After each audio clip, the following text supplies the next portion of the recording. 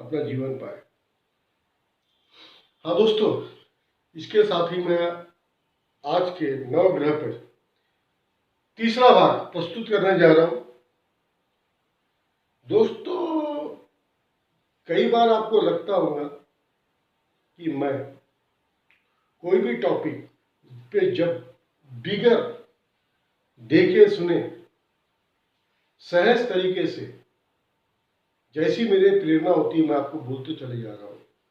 दोस्तों, सबसे पहले मैं आपको बताऊं कि मेरा ये जो चैनल है युवा वर्ग के लिए, आज के युवा वर्ग के लिए जिनके पास ना तो टाइम है, खुद के जीवन में खुद से बात करने को भी 2 मिनट टाइम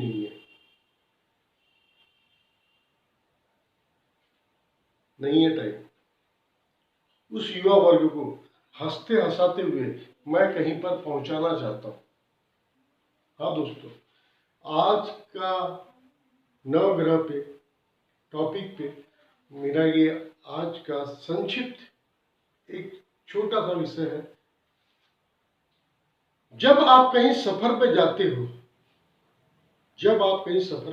हो, तो कुछ दिन पहले से एक अच्छा सा रिजर्वेशन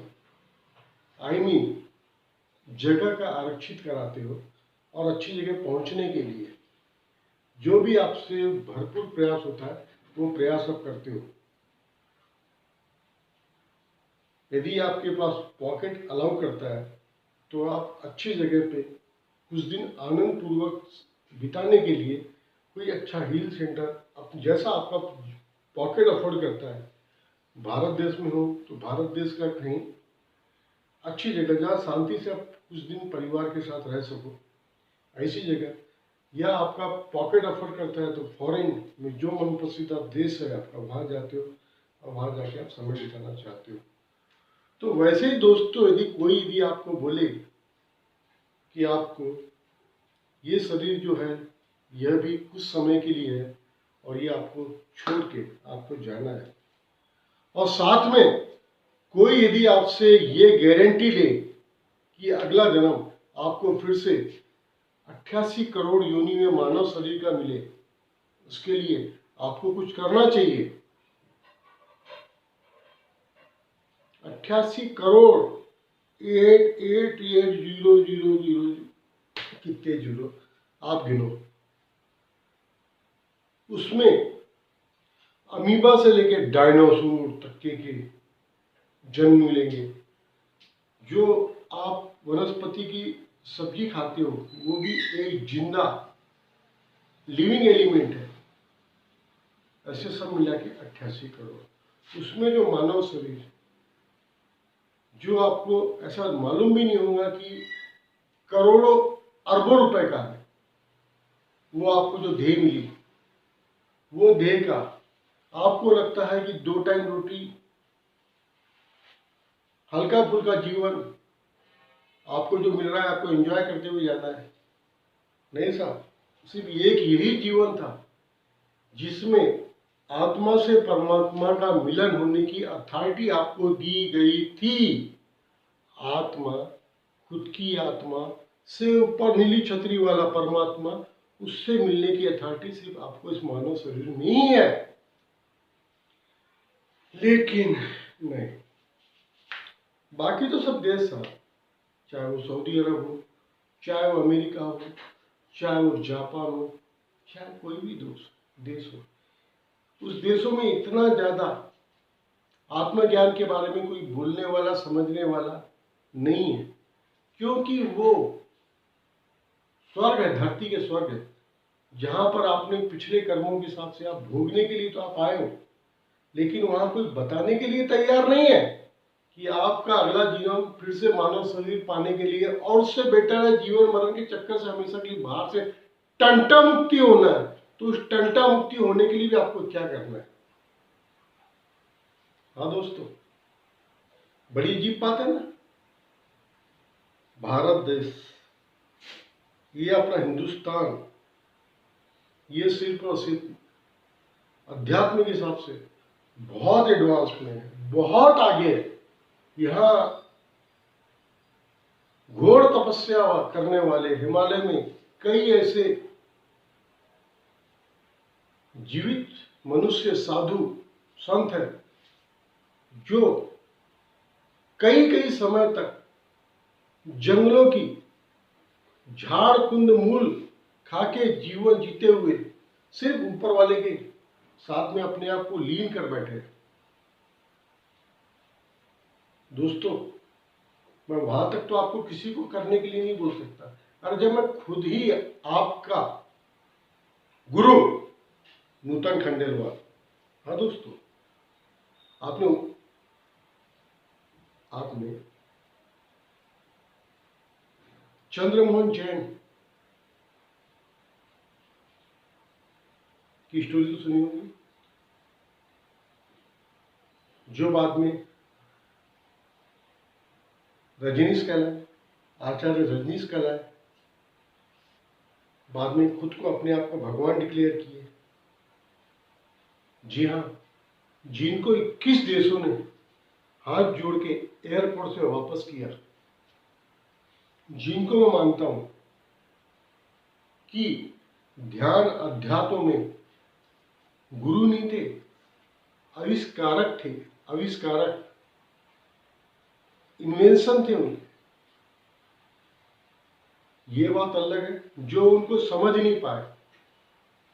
दोस्तों, मानता हूं थोड़ा टॉपिक से मैं अलग जा रहा हूं, माफी चाहता हूं, लेकिन कुछ बातें ऐसी हैं जो धारा प्रवाह में जो आएंगी, और एक बात आप बिल्कुल मानिए, यदि आप ध्यान से सुन रहे हैं तो आप बहुत कुछ पालोगे।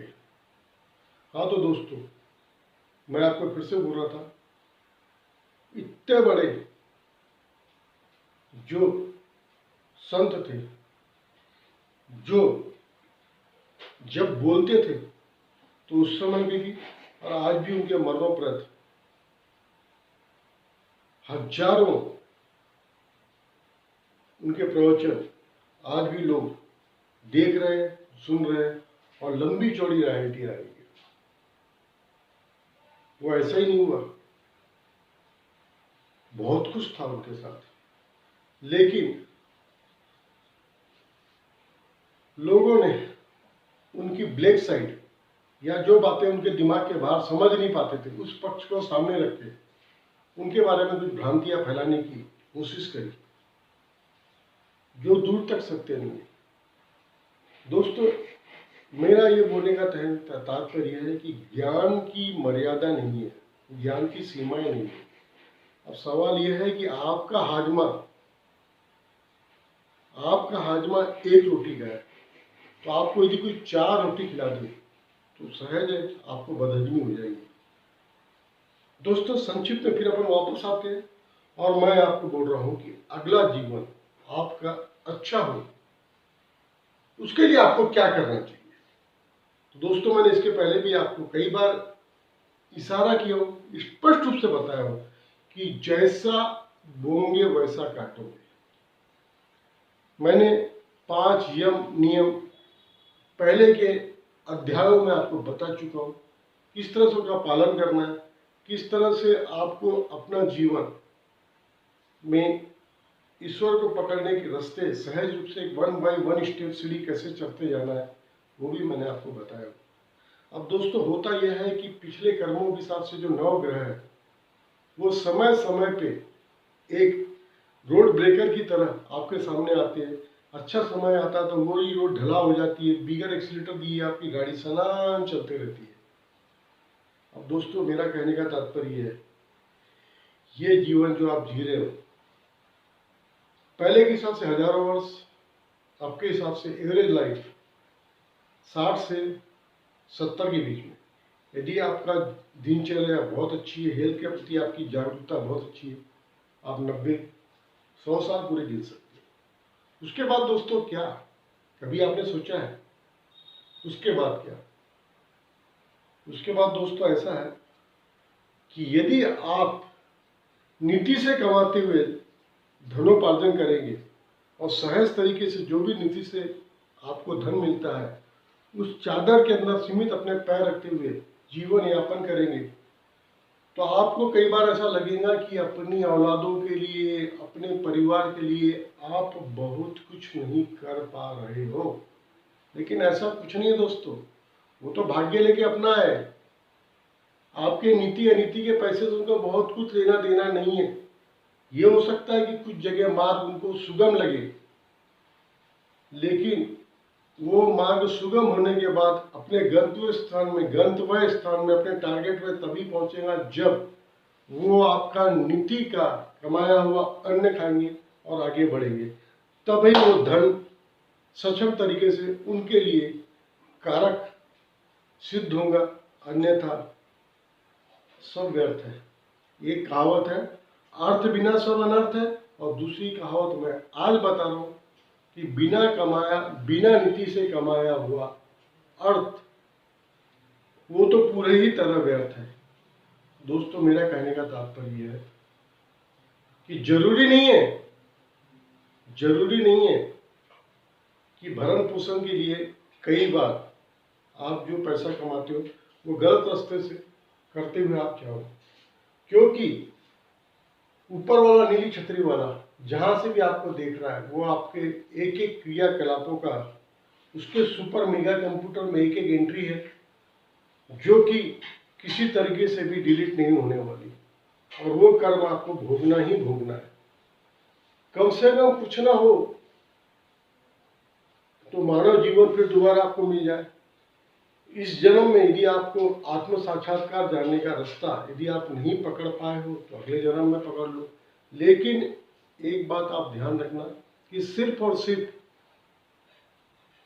मानव शरीर के ही अंदर बहुत कुछ संभव है, सब कुछ संभव है, क्योंकि ईश्वर ने बुद्धि सिर्फ मानव शरीर को ही दी है, जिसमें आप यह समझ सको कि आपका मानव शरीर सिर्फ और सिर्फ आत्म साक्षात्कार ऊपर वाले की प्राप्ति के लिए ही बना है।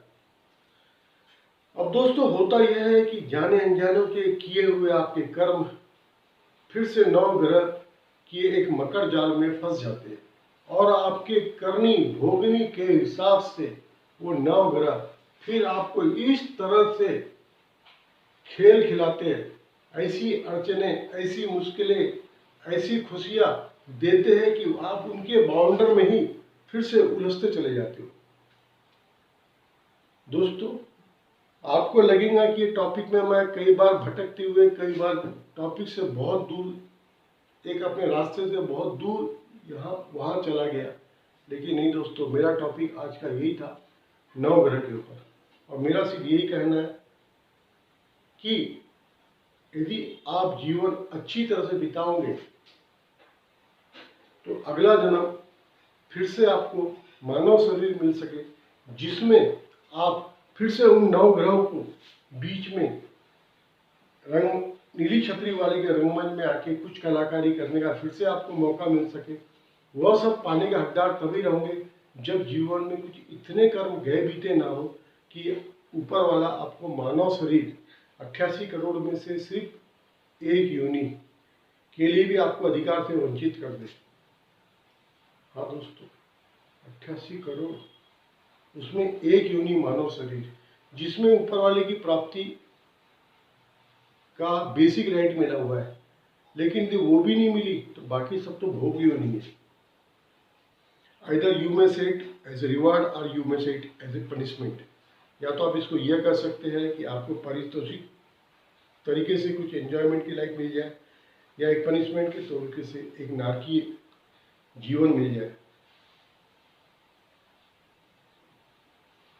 दोस्तों, नौ ग्रह के ऊपर एक दो श्रृंखला में और आगे कुछ बोलूंगा। बने रहे मेरे साथ, आपका दोस्त नूतन। जी हाँ, नित्य नया नूतन। Thank you very much for listening me. Thank you.